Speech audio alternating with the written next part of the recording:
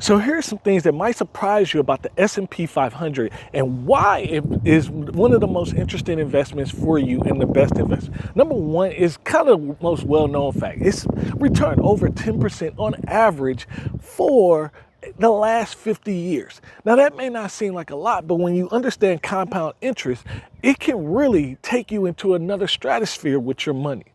The second thing about the S&P 500 is really in all those times when all those returns, just like even now, out of the 500 stocks that's in that portfolio, typically it's only 4 or 5 that's driving the actual performance of the actual investment.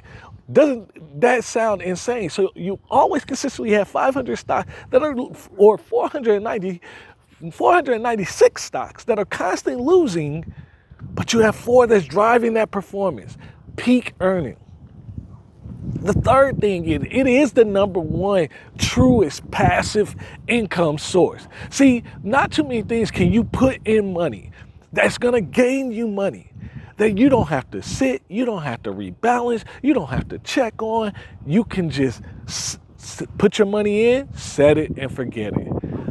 These are things that you really need to understand because you got to understand what you want to do in order to build your wealth. Hi, my name is Jonathan. I want to help you build your wealth.